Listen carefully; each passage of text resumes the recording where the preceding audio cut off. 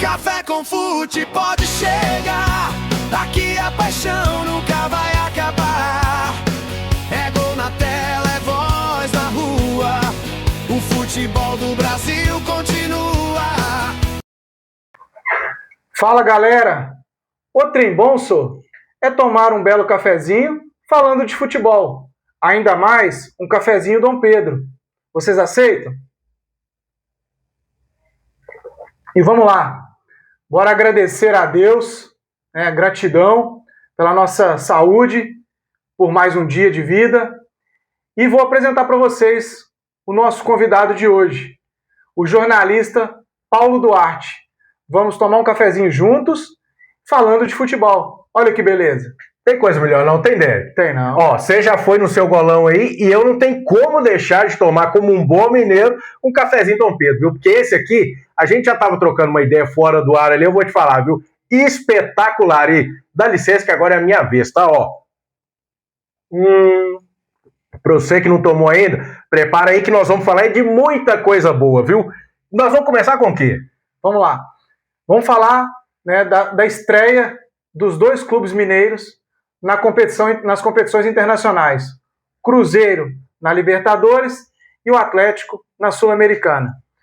Vamos iniciar pelo Cruzeiro. Cruzeiro que teve uma vitória fora de casa, uma vitória muito importante, num grupo muito difícil.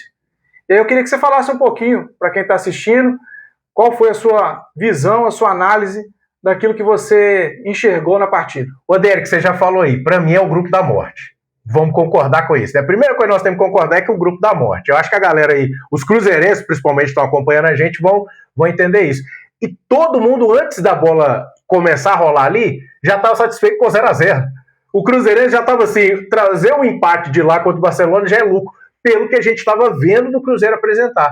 Só que aí no desenrolar do jogo, e primeiro, Jonathan Jesus na zaga, foi ressuscitado pelo Arthur Jorge, já que ele tinha ressuscitado tinha pouco tempo atrás aí. Trouxe o Jonathan Jesus ali para a zaga.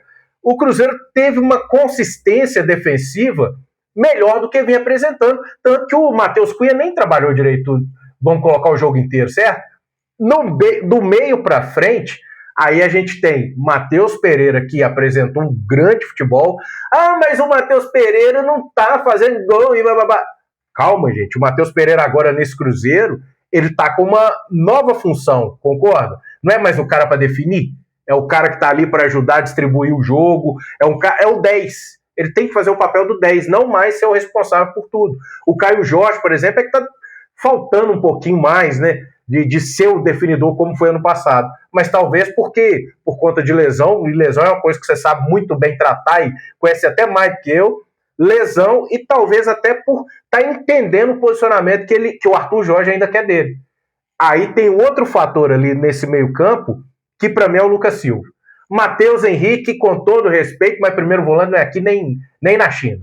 Então o Cruzeiro dependia de um primeiro volante.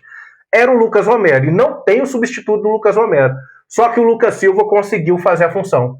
Por mais que a gente já criticou ele trocentas vezes atrás, nesse jogo ele conseguiu se dar bem, né? Eu particularmente, eu gosto muito do Lucas Silva. Entendo que ele é um jogador naquele setor no meio campo que cadencia bem o jogo, ele controla bem o ritmo do jogo, quando precisa acelerar. Mas como primeiro volante? Não como primeiro volante, mas como segundo volante. Mas pelo que eu assisti também no Cruzeiro, com esse novo treinador, ele dá mais abertura aos volantes para poderem jogar. Ele é um atleta, ele é um treinador com uma visão mais de jogabilidade. Isso aí, concordo. Então, por isso que ele também optou pelo Gerson e pelo Matheus Henrique, né? E não o Romero, mesmo o Romero voltando, mas ele com a ideia de jogo, de propor o jogo. E eu, particularmente, gosto dos dois jogadores, tanto do Matheus Henrique quanto do Lucas Silva. Mas o Mateuzinho, este ano, ele vem falhando muito. E como primeiro volante, naquele setor, naquela posição que ele se encontra, não pode errar, não pode falhar. Se você falha ali, a chance de um gol do adversário é muito grande. Em relação ao que você falou do Caio Jorge, do Matheus Pereira, realmente o Matheus Pereira ele precisa decidir mais os jogos. Ele precisa, isso o torcedor cobra. Acredito muito que a turma de dentro do clube também cobra, né, do Matheus ser como outros atletas foram no Cruzeiro, como o Wagner, como o Alex Talento, enfim. Já o Caio Jorge, nós não precisamos falar mais sobre o que ele fez, né? O Caio Jorge, ano passado, foi o artilheiro de tudo. Sim. Esse ano ele começou também fazendo os gols, sendo artilheiro do Campeonato Mineiro. E tem uma oscilação. É natural de um atleta, realmente, oscilar um pouquinho. Mas eu acredito que o Caio Jorge, com esse novo treinador, vai voltar e vai continuar fazendo seus gols e ajudando muito o Cruzeiro. Mas ali você não acha que falta alguém para jogar com o Caio Jorge? E essa ideia do Matheus Pereira não ser esse protagonista Alex, mas ser o cara para trabalhar a bola para esses caras se tornarem o alvo, não seria também essa ideia? Sim, eu particularmente gosto muito também do Matheus Pereira fazendo a função do 10, armando o jogo, Sim. pifando os atacantes. Porém, a gente tem visto tanto com o Leonardo Jardim e com outros treinadores, o Matheus ele acaba sendo o segundo atacante. Principalmente na recomposição, ele fica com o Caio Jorge. Os outros demais vêm fazer a primeira e a segunda linha. Então, eu entendo, e eu gostaria também de ver, né, o Cruzeiro jogando em algumas situações com 2 atacantes. Por exemplo, poderia ser o Neiser junto com o Caio Jorge, que seriam 2 atacantes de mobilidade. Mas eu vejo também que o Neiser, assim como o Arroio, eles ainda estão no processo evolutivo. Eles ainda não estão prontos para chamar a responsabilidade.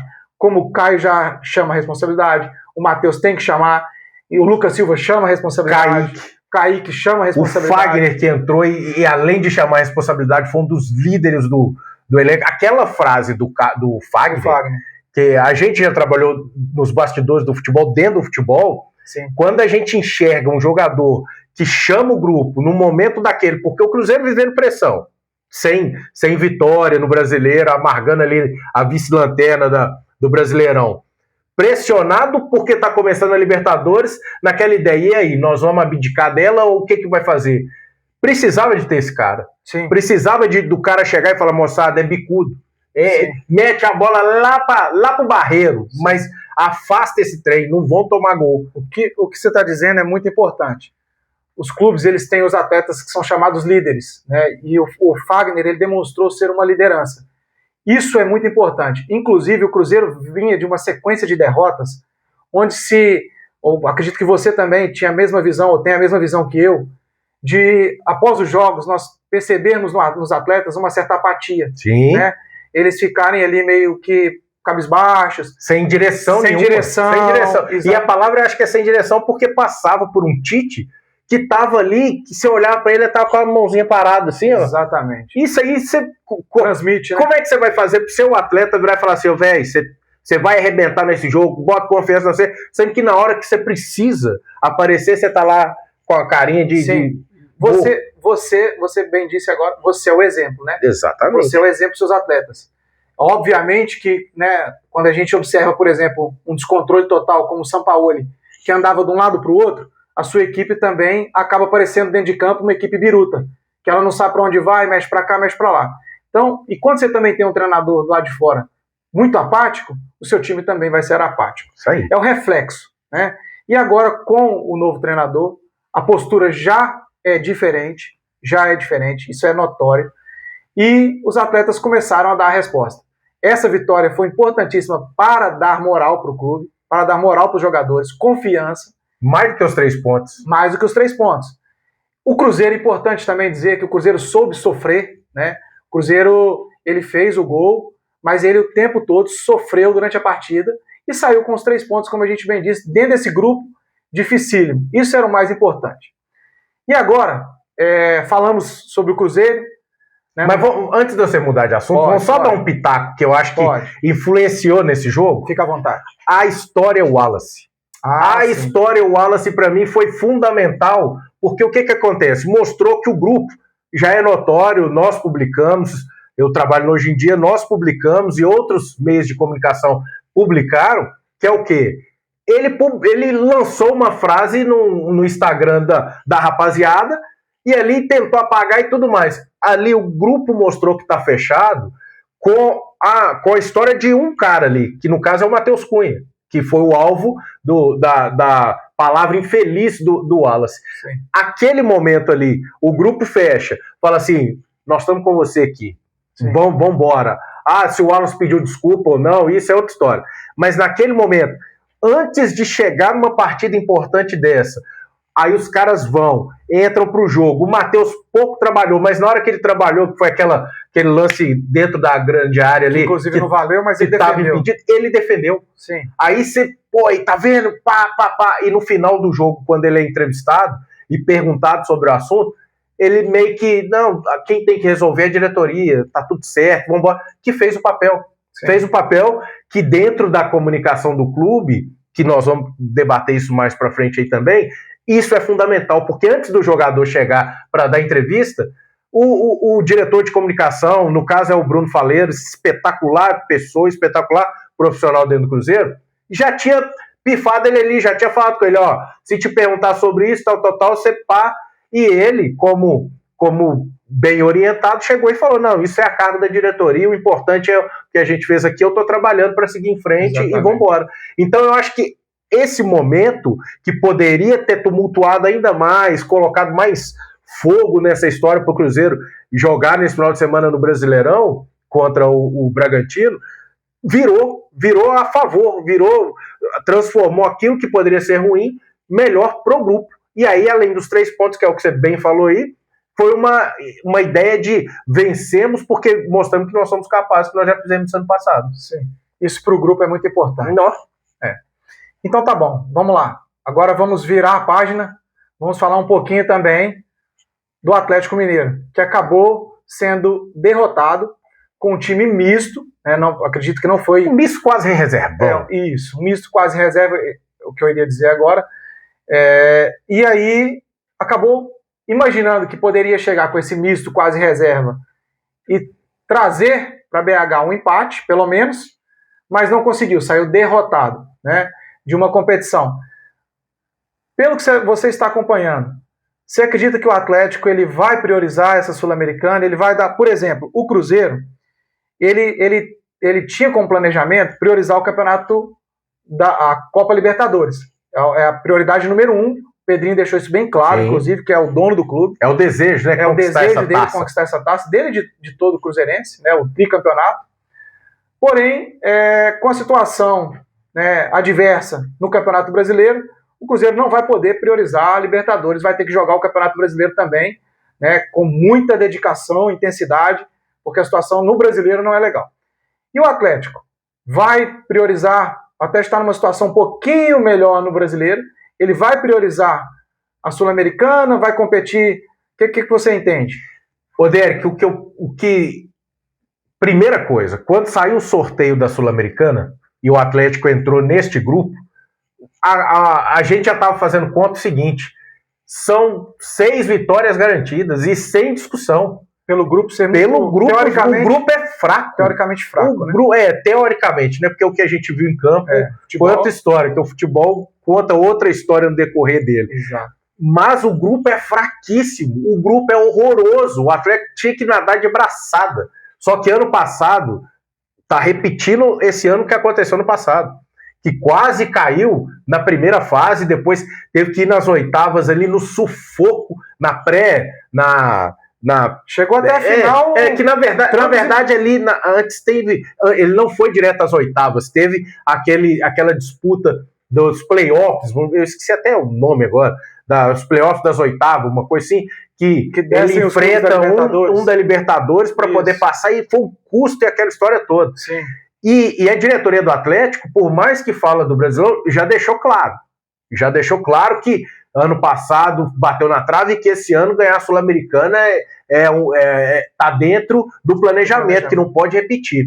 Só que aí em campo, Puerto Cabello, Venezuela, o Atlético estava invicto contra os venezuelanos, 300 milhões de jogos. Ah, não, vai ser fácil, vamos embora, e não sei o quê. Ah, bom, o time que, se você colocar no início de janeiro, vamos pensar assim, Dudu no ataque, seria uma coisa ruim? Não, tava como um dos caras aí titulares, Bernard, Cassierra, que depois chegou, o Hulk ficou, né, fora do jogo, o Hulk não foi, 5 titulares não foram. Mas não é desculpa para você. Você tá falando dos que foram agora. Dos que foram agora, para jogar contra o Puerto Cabello. Sim. Dos caras que estavam ali. Tinham jogadores que conseguiriam dar conta do recado. Totalmente. Eram jogadores que no início do ano você falava que seriam titulares absolutos dessa equipe, que ia disputar brasileiro e Copa do Brasil daqui a pouco e tudo mais. Só que o que você viu em campo foi um time apático, um time que custando a finalizar. Não digo desorganizado, porque para mim faltou mais vontade. Vontade, a gente falar vontade é até estranho, né? Porque vontade dos jogadores de um atleta profissional é complicado. Não tem. Né? A gente sabe que não tem. Sim. Não tem essa falta de vontade, mas ficou faltando dar um algo a mais, não a vontade, mas um algo a mais para entender o que está disputando e contra quem estava jogando. Entendi. Entendeu? Sim. E aí, o que se viu foi um cabejo, o Cabelo jogando contra o Barba, né? O Barba o Cabelo, só faltou o Bigode lá. Só que o Bigode não pode estar no América, é brigar com o Scarpa, aquela coisa toda. Faltou os caras ali mostrarem que tinha até condições de voltar e falar assim, opa, essa vaga é minha. Entendeu? O Renier, vamos pegar o Renier de exemplo. O Renier, ele estava escondido lá para a última fileira, depois com o ex-treinador. Depois, na hora que chegou o Domingos, ele já começou de novo a dar uma olhadinha pro Renier. Teve a sua oportunidade. Teve a oportunidade contra a Chapecoense, eu acho que foi contra a Chapecoense, jogou bem. Depois teve mais uma e vai para a Sul-Americana e cadê o cara? Mas eu acho, Paulo, que esses atletas, principalmente, como você citou, Bernard, Dudu, que são atletas vitoriosos, né? Eles são acostumados a participar de grandes competições. Sim. Com todo o respeito que eu tenho, e eu conheço os atletas, eu trabalhei muito tempo dentro do futebol, você sabe disso, você também, né? A gente sabe, eu falei um pouquinho da vontade, é nesse sentido. A gente sabe que não é a mesma concentração, o mesmo nível de foco que eles têm quando eles vão disputar uma Libertadores e uma Sul-Americana. Isso é fato. E talvez por não serem os titulares mais, né? Sim. Porque então, a ideia de chegar e assumir a bronca, bater no peito e falar assim, pô, o Hulk ficou, o Lodge ficou, o Vitor Hugo ficou, sim, o menino chegou agora, e por que eu não fiquei? Exato. Existe isso também. Tá? É bom a turma que acompanha entender que existe isso sim.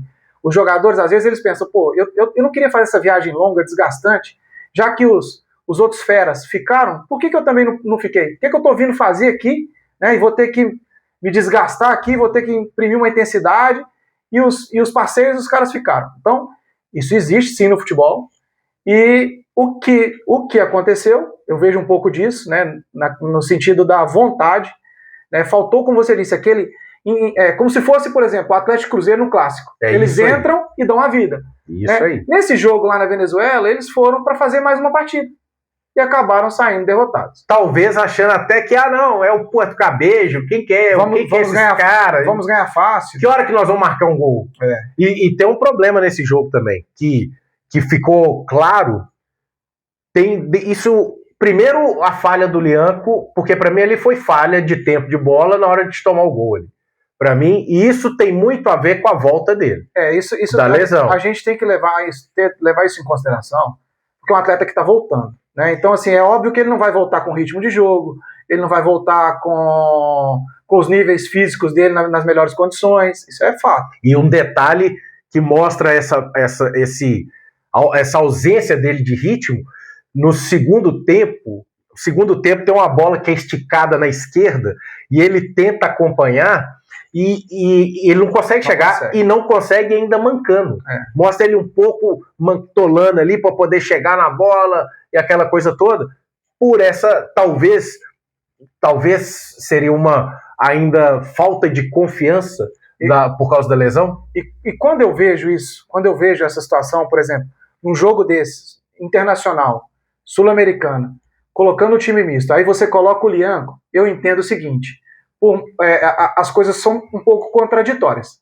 Se a direção fala que o objetivo é a Sul-Americana, mas aí o treinador, ele coloca os jogadores que não vinham jogando, ele não está priorizando essa competição.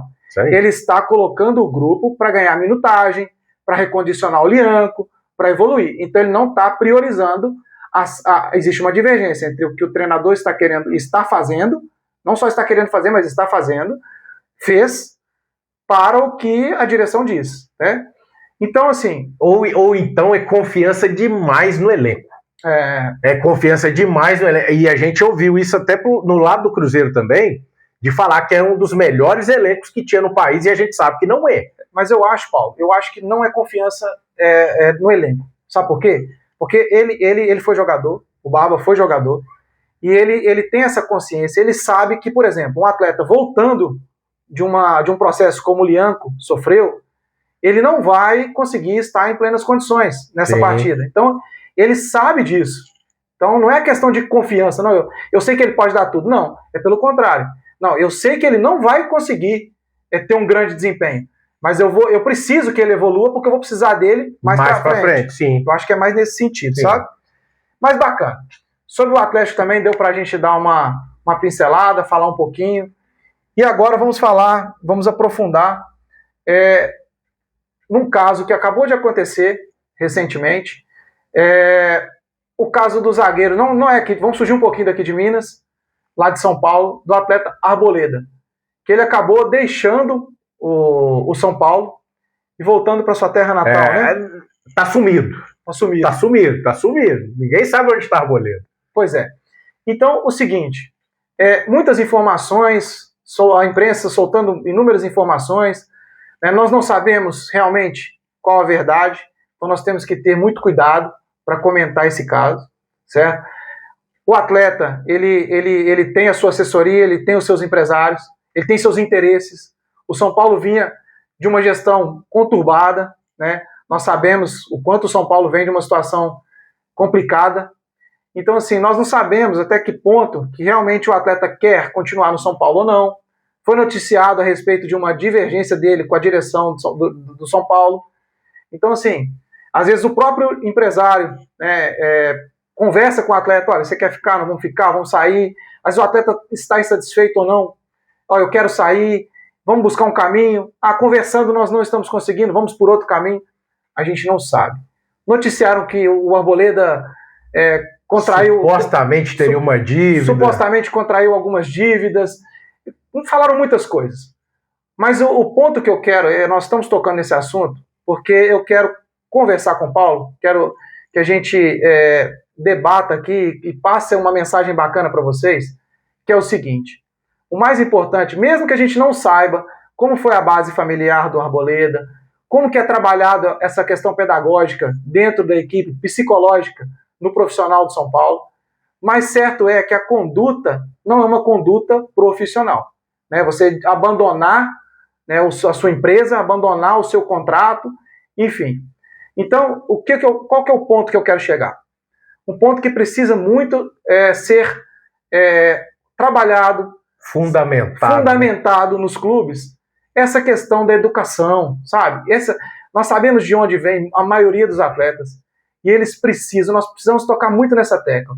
Eles precisam muito de uma base educacional, conhecer os verdadeiros valores.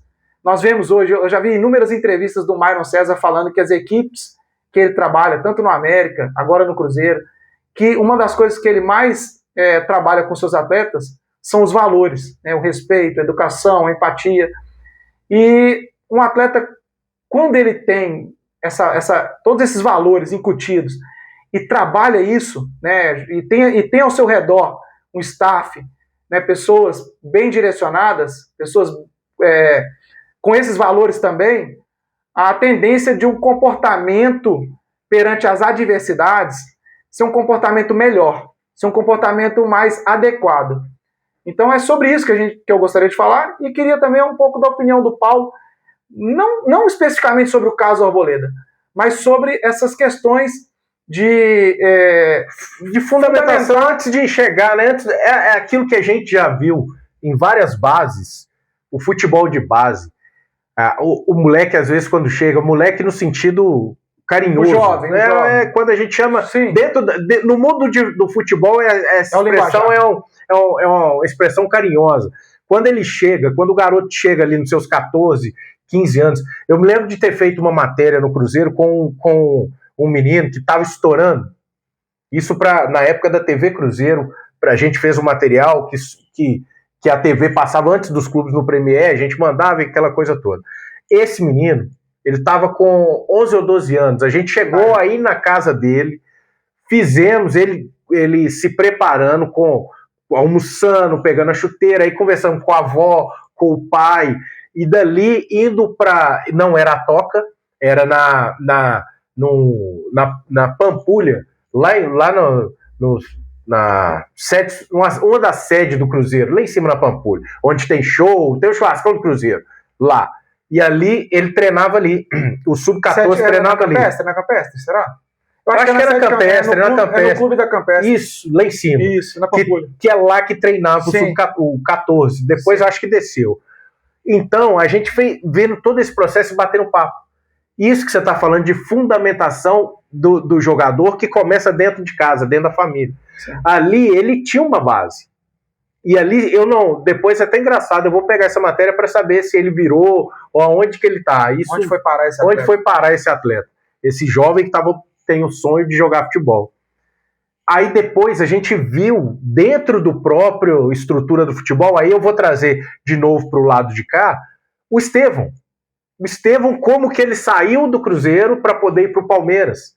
A base de empresário que você falou, daquela ideia, não, vamos tirar, e o que acontece? Então, antes do Arboleda virar o Arboleda, ele começou lá jovem, começou novinho.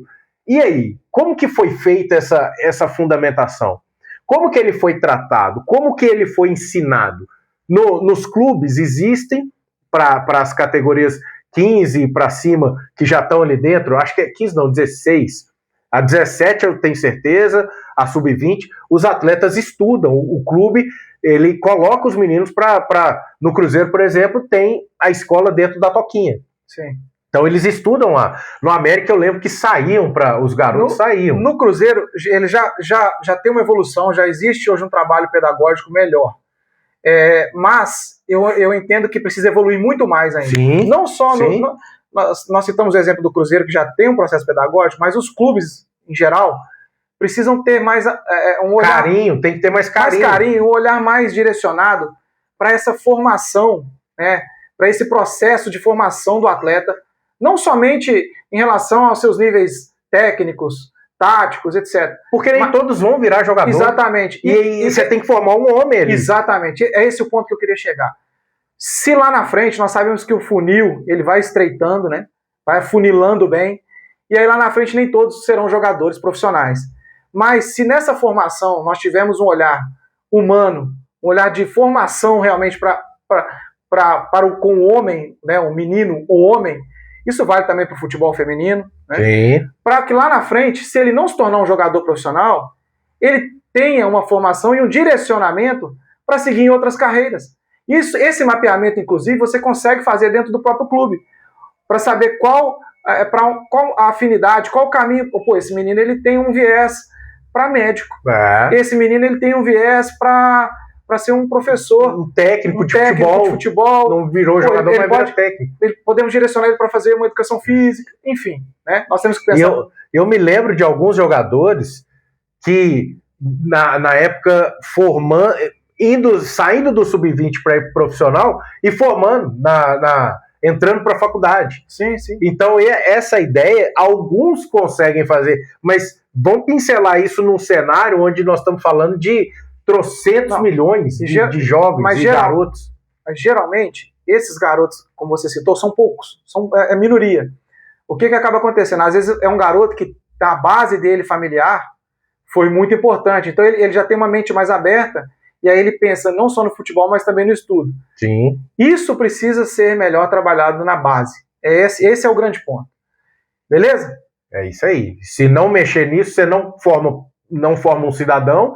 Você vai ver vários aí quantos a gente já passou até pelo futebol mineiro, que a gente já viu que se perderam no mundo das drogas, se perderam em outras situações, foram parar em cadeia, foram presos por cometer várias outras coisas aí que poderiam ter sido resolvidas se tivesse passado por evitadas se tivesse passado por uma formação. Uma formação melhor, você poderia evitar tudo isso, né? Isso é verdade. E vamos lá. Agora, cara, eu quero mudar um pouquinho. Eu quero que a gente entre agora no assunto do jornalismo. Bora. da comunicação. Né? O Paulo é um jornalista, trabalhou no Cruzeiro, trabalhou no América, eu trabalhei com o Paulo no América. O Paulo foi um cara que me ensinou muito em relação à comunicação. Quando eu cheguei no América como fisiologista, na equipe profissional, ele me ajudou muito nas primeiras entrevistas que eu dei. Então eu sou muito grato ao Paulo por isso. Aprendi muito com ele e aprendo até hoje. Ele já chegou aqui nos bastidores, já me dando algumas diquinhas aqui no que eu posso melhorar no Café com Fute. Então, assim, muito bacana, um cara que conhece muito. E aí, ele trabalhou no Cruzeiro, Paulo trabalhou no América Mineiro, no Serranense, enfim. Eu quero, Paulo, que você conta para quem está assistindo como que é esse trabalho na comunicação. Até onde vocês podem, dentro de um clube, acessar. Pô, pode entrar dentro do vestiário? Não, não pode entrar no vestiário. Dos jogadores, na comissão técnica. Posso entrar no departamento de saúde? Como é que eu coleto tal informação? Como é que e qual a informação que eu posso levar? Detalhe, estou fazendo uma série de perguntas. Depois você conclui tudo numa... Se esquecer, a gente volta nas perguntas. Isso, exatamente. E como que, quando chega no momento final de transmitir essa informação para os torcedores, para a imprensa em geral, vocês precisam do aval 100% da direção, essa notícia, ela precisa sempre passar na direção, ou eles dão para vocês a autonomia, para vocês, em certos casos, não, eu confio tanto em vocês, pode soltar, não precisa passar tudo por mim, quando for algo mais importante você passa. Conta isso para a turma entender como que funciona. Bom, o detalhe é que primeiro isso abrange muita coisa, porque dentro de um clube a comunicação ela tem os seus níveis hierárquicos também.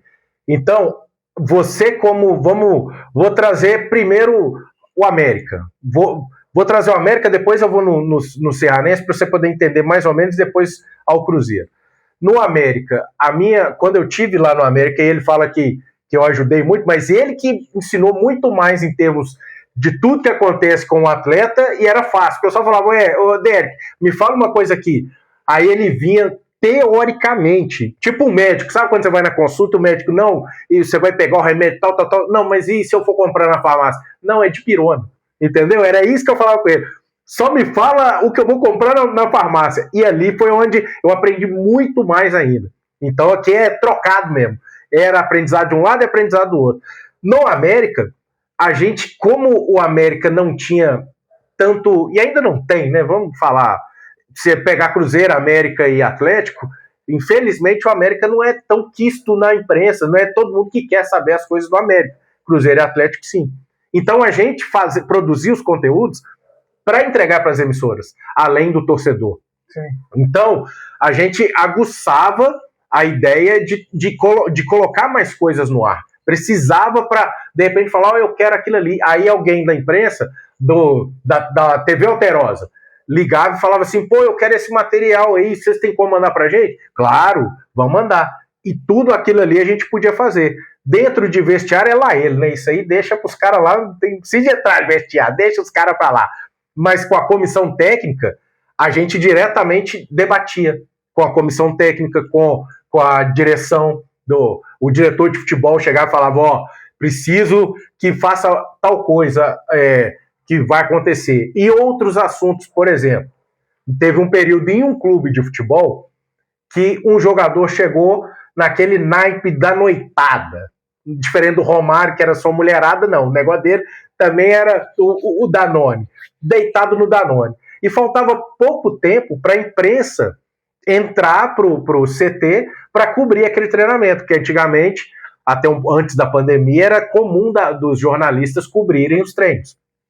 Você viu muito isso lá na América. Sim. Quando a imprensa entrou, foi o tempo da gente tirar esse atleta e mandar ele para o seu departamento. Mandando vocês detectaram que ele estava com um comportamento inadequado? Na verdade, a comissão técnica chegou para a gente e falou assim, o fulano de tal chegou meio trocando as pernas. Não vai treinar. E isso era treino que estava próximo de um jogo importante. E aí virou e falou assim, agora nós vamos arrancar ele daqui. Aí a gente combinou e falou, então, peraí, vamos falar que ele sentiu um incômodo. para ele não ser abordado ali no estacionamento? Vocês levaram ele para dentro? Na verdade é porque a imprensa ia perguntar pra gente por que o fulano de tal não tá treinando. Sim. Então ali a gente já tinha combinado com a comissão técnica numa conversa de 10 minutos, no máximo 5 minutos, porque não tinha mais tempo, pelo horário que ele chegou, o início do treino e a abertura dos portões para treino. Só para a turma que está assistindo entender, ele chegou atrasado, então. Chegou atrasado pro treino, trocou de roupa, já estava no campo para iniciar o aquecimento, aquela coisa toda. A comissão técnica viu, ia tirar ele. Na hora que ia tirar, como a gente já estava acompanhando, a gente já desceu. E aí, o que está acontecendo? Aí, na hora que a comissão técnica conversou com a gente, aí a gente virou e tomou aquela decisão em conjunto. Falou, então vamos falar vamos blindar aí. Vamos blindar. Vamos ajudar esse atleta. Exatamente. E não só o atleta, mas também o clube. Porque a imagem do clube não fica legal numa cena dessa. Olha que interessante essa história que o Paulo está contando. O que acontece? Eles tentaram blindar um atleta que chegou com um comportamento completamente inadequado. Isso volta naquilo que eu disse em relação aos valores. Isso aí. Primeiro, nós temos que entender que ele é um ser humano.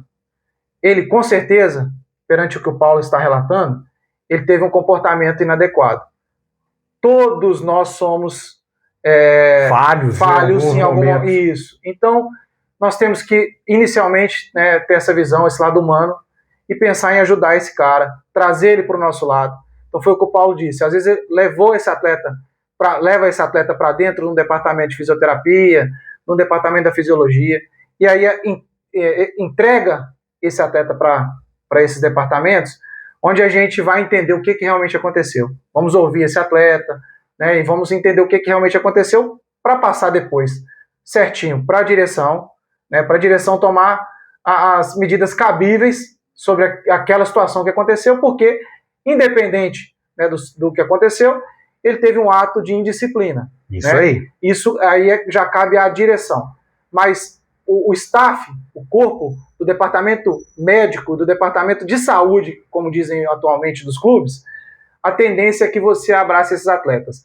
E nós sabemos que esse caso que o Paulo contou não é um caso isolado. Exato. Nós já ouvimos esse caso de atletas do Atlético, com o Ronaldinho Gaúcho, que ele recebia os atletas, já recebeu jogadores. Eu tenho uma historinha bacana, que já me contaram, que ele recebia jogadores. Recebeu um jogador do Atlético e o seu companheiro, que não chegou da forma adequada, chegou ali também com essa situação meio cambaleando, e ele abraçou esse cara. Entendeu? Tentou ajudar esse cara nesse momento, ficou no vestiário com esse atleta até o final. Nós já ouvimos relatos do Cicinho, de diversos outros jogadores, em relação a essas questões que a turma gosta aí de sair para noitada e etc e tal. Mas hoje também isso tem diminuído. O futebol ele tem profissionalizado cada vez mais. E envolve muito dinheiro hoje. Hoje o futebol exatamente envolve muito dinheiro. Como a gente disse também, as equipes elas estão se preparando melhor, os staffs estão cada vez melhorando mais. Esse processo de formação, como eu tenho batido nessa tecla, também está evoluindo. E a tendência é que os jogadores sejam cada vez mais atletas. E nesse caso específico, deixa o Paulo acabar de contar a história dele e vamos seguir adiante. Aí o que acontece? Para esse lado da comunicação, como a comunicação é importante dentro do clube. A gente chegou nessa decisão, levamos ele para o departamento médico e ficou para lá. Aí a primeira coisa que um repórter veio, na hora que ele olhou ali e falou, tá faltando fulano, cadê o fulano? Não, na hora que começou aqui o aquecimento, ele sentiu uma fisgadinha, e aí tá lá para dentro, vamos ver, mas não é nada grave. Ele sentiu um cansaço muscular. Sentiu ali, vamos ver. Só que jornalista, nós não somos bobos, a gente sabe o histórico, e aí não é nada disso, não sei o que, não, mas e tal. Só que tem a versão do clube, e é a versão oficial. Se o jornalista tiver outra fonte, e essa outra fonte colocar para ele o que realmente aconteceu, e que muitas vezes é fonte de dentro do clube, vai passar para ele, não é a informação oficial do clube, vai ser o que a palavra dele da fonte, o que acontece. Então você tem esse acesso. No Serranense, que eu vou buscar o Serranense, segunda divisão. Eu tinha acabado de sair do Cruzeiro, conversei com o dono, porque o Serranense, ele era o Betim, não o Betim de agora. Ele era um clube de Betim, situado em Betim, que acabou depois migrando para Nova Serrana. Exatamente, com o nome de Betim também. Só que ele migrou porque o prefeito da época de Nova Serrana tinha chamado, ia liberar o estádio e tudo mais. Lá eu já fui com uma missão diferente, que era o quê? Montar toda a comunicação. Então eu fui o diretor de comunicação do clube, só que por ser um clube pequeno e estava disputando a segunda divisão do Campeonato Mineiro, é bem diferente o cenário. A estrutura é menor, onde você vai de diretor de comunicação a um dos auxiliares ali do dono do clube. Você vai estar o dia inteiro. Você tem mais acesso às pessoas dentro do clube, né? Tinha tanto acesso que a gente estava vindo de 3 empates e segunda divisão do Mineiro você tem que ganhar. Você tem que sair ganhando para você poder conseguir chegar à segunda fase na época. A gente estava vindo de empates, e esse eu posso contar abertamente, porque tanto o técnico como o auxiliar, que são duas pessoas maravilhosas, não, o Ricardo, eu conheço os dois e converso com os dois até hoje.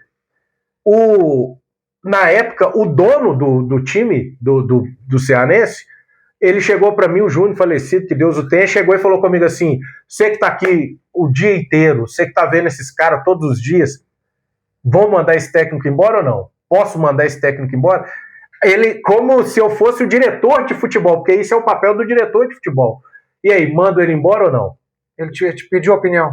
Me pediu opinião como sendo responsável da comunicação, mas um clube pequeno, eu trabalhando diretamente nessas áreas também. Essa abertura você tem num clube menor. Num clube grande...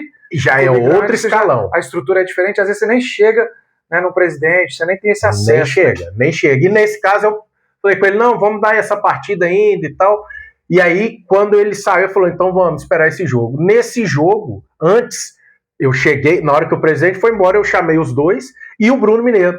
O Bruno era o nosso atacante. O Bruno era um dos líderes do Serranense. Um dos líderes, espetacular, gente finíssima. Trabalhei com o Bruno Mineiro também no América Mineiro.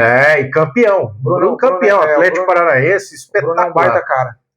Hoje ele é diretor de futebol.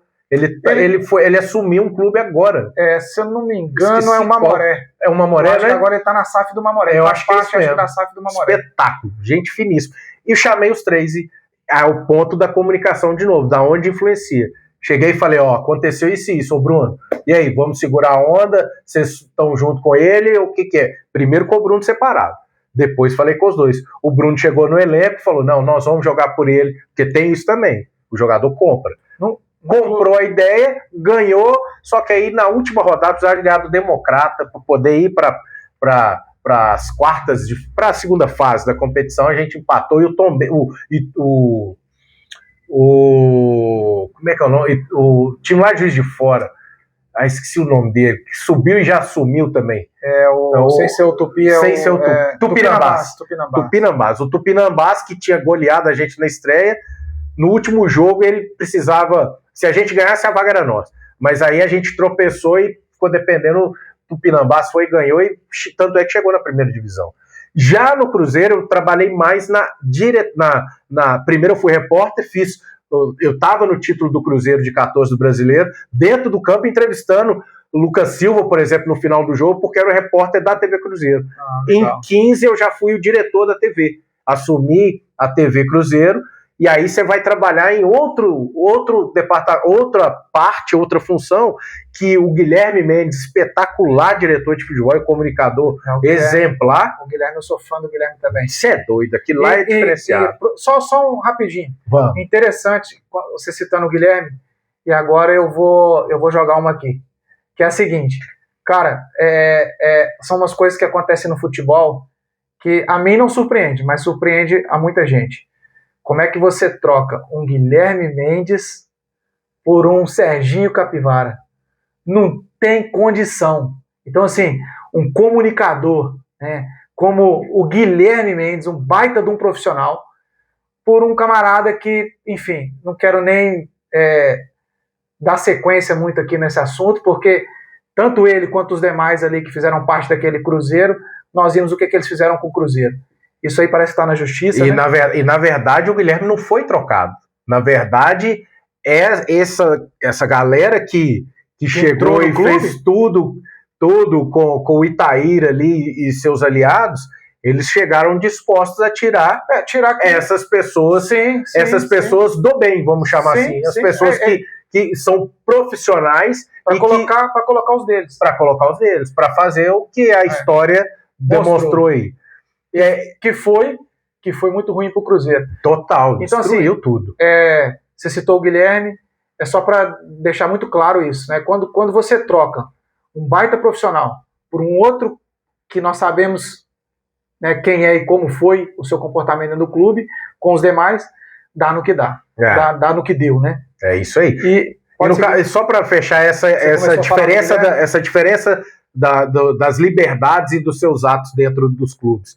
No caso do Cruzeiro, quem era o Bruno Faleiro que tinha a ligação ali com o Guilherme. O Guilherme trazia a demanda da diretoria ou da comissão técnica, passava para o Bruno e o Bruno reportava para a galera. Eu, no caso, um terceirizado, por ser da TV, eu tinha situações que o Guilherme falava comigo, essa aqui a gente não pode publicar, isso aqui a gente não vai, você não põe no programa não. Então eu debatia com o Guilherme as pautas que a gente levava. E na fase ruim que o Cruzeiro estava, era uma situação assim, a gente tinha que inventar trocentas histórias, e um cara espetacular que estava do meu lado, era o Marco, o Gigantão, o Girafa, que passou pelo América recentemente, e no Cruzeiro também, cruzeirense apaixonadíssimo. O Marco era o cara que tinha muitas boas ideias para a gente tentar tirar aquela fase ruim do time em campo, mas mostrar a paixão do torcedor, porque o clube é o torcedor. O resultado vai passar, isso e aquilo, mas o torcedor não passa, a paixão não passa, e a gente tentava fazer isso. O clube sem o torcedor, ele não existe. Não é nada. E essa fase da comunicação dentro desse tipo de estrutura. Então o Faleiro, que hoje é o responsável pela comunicação, é o Big Boss, Cruzeiro, é o responsável, ele teve como mentor, ele aprendeu com o Guilherme. Isso é muito bacana. A base do Faleiro hoje, do Bruno, isso você pode Eu não conheço o Faleiro, mas já posso dizer então que com certeza é um grande profissional. Grandíssimo porque aprendeu profissional. Com o melhor. E mais do que isso, não é só aprender, porque uma coisa é você aprender e não colocar em prática. Sim. Outra coisa é você absorver as coisas boas, sim, que é, no caso do Bruno, ali no silêncio dele, nas atitudes, ele absorvia as coisas, juntava com a experiência que ele já tem e sim, com as ideias dele, porque não é só, vou replicar o que o outro fazia, não. Você tem a sua personalidade e o seu jeito. Então ele juntou aquilo que ele aprendeu e absorveu no tempo dele de assessor de imprensa, vamos colocar assim, para chegar onde ele está. A galera podia ter trocado todo mundo nas gestões, mas ele ficou e está provando por A mais B que o papel dele permanecer é fundamental para essa comunicação funcionar do Cruzeiro. Legal demais. Muito bom. Acredito que vocês aprenderam um pouquinho sobre como funciona o jornalismo, a comunicação dentro de um clube. São grandes profissionais no Atlético, Domênico, Guilherme, muitos anos no Cruzeiro, Faleiro, o Paulo, que já trabalhou e teve essa condição de trabalhar também, que isso é muito importante, você trabalhar num clube menor, que é uma situação completamente diferente de um clube grande. Isso te dá uma bagagem muito boa. Então, assim, parabéns, Paulo, pela sua carreira no futebol também. E agora, sua carreira também como apresentador. Cara, eu também acompanho seus programinhas, são bem bacanas. A galera tem que seguir lá também no YouTube. Lá hoje eu tô no Jornal Hoje em Dia. Depois de futebol, já trabalhei nos bastidores, o Tempo e tal e coisa. Hoje estou no Hoje em Dia, onde, além esse programa que a gente faz, é um programa esportivo toda sexta-feira. A gente publica no YouTube do Jornal Hoje em Dia, o YouTube oficial do Jornal Hoje em Dia. Segue lá, @Jornal Hoje em Dia nas redes sociais, que lá vocês vão ver que a gente publica tudo do esporte e tem o direcionamento para ir para o YouTube, que é onde tem a programação. Vai para o YouTube e vai para o canal 12 da Claro, que é o canal universitário. Então, dá para ver esse rostinho bonitinho, nascido e criado no Barreiro, lá no YouTube e na TV também. Ali a gente fala de tudo. Vai debater todos os programas também. E no finalzinho tem uns pitacos de Big Brother, tem uns pitacos da novela. Você é doido. Não dá pra... Você vai desperdiçar de falar de Três Graças? O que tá acontecendo? Não pode. E assim, onde tem futebol, né, a gente aconselha, né, para falar um pouquinho de futebol. Então, sigam lá, acompanhem o Paulo. É um cara, e não só onde o futebol está presente, que nós gostamos muito do futebol, mas também onde existem pessoas abençoadas, Amém. pessoas do bem, né? Então, assim, sigam o Café com Fute no Instagram, no YouTube. Então, assim, são conteúdos que vocês vão gostar bastante. Espero que estejam curtindo essa nossa conversa de hoje, que está chegando no final. Eu queria também já vamos perguntar para o Paulo. Bora. Lá também no seu programinha, no YouTube, você tem a Luque Brindes? Rapaz, a gente não tem a Luque Brindes, mas nós vamos falar da Luque Brindes. A Luque Brindes é a nossa parceira aqui do Café com Fute. É uma gráfica que atende em toda Minas Gerais. As nossas canequinhas, ó, como eu mostrei para vocês, são da Luque Brindes. Tem um café também, viu? O cafezinho Dom Pedro. E curtiu? Você é doido. Isso aqui é de outro... isso aqui tá lá no alto, pai. Quem é Barcelona e Real Madrid perto daqui, isso? Um outro parceiro também nosso aqui, cara, é a Adega 43. O que a turma lá do Hoje em dia precisar em relação às bebidas, cara, só a Adega 43. Ligar para a turma da Adega 43, a turma bacana demais. Eles vão levar para vocês, vão entregar. Se vocês quiserem ir lá conhecer também, entrega em toda Minas Gerais? Em todo Belo Horizonte. Belo Horizonte? E arredores. Senhora. Uma turma bacana demais. E também indico para vocês, eles ficam na região do Barreiro. Quem quiser conhecer, eu deixo sempre o Instagram dos meus parceiros, dos nossos parceiros aqui do Café com Fute. Deixo sempre nas descrições. Só a galera seguir. E é isso. O papo foi bacana demais. Eu tenho aqui, ó, vou deixar com o Paulo, do nosso patrocinador, do Café Dom Pedro. Um presente que aqui quando você vem, você leva um presentão pra você, ó. Aqui, pode me chamar mais vezes, viu? Porque aqui, ó, presta atenção. Vou mostrar, hein? Porque isso aqui a gente não pode ficar guardando, ó. Olha isso aqui. Pensa. Eu vou chegar pertinho pra você. Sente o cheiro. Afe Maria. Isso aqui é pra você lambuzar com aquele pãozinho de queijo, hein? Pensa. Ó, e aqui, vou botar a sacola aqui do lado, aqui, ó. Só pra não ter. E aqui, ó. Quando você toma café, você tem que ter um lugarzinho especial. Você concorda comigo? Olha aqui. Pensa. Olha aí, ó. Olha aí, ó. Fica com inveja, não tá? Depois eu chamo você pra vir no meu lugar aqui, ó. Eu sei que você tá querendo também, só pra ganhar o café. Mas bate um papo também.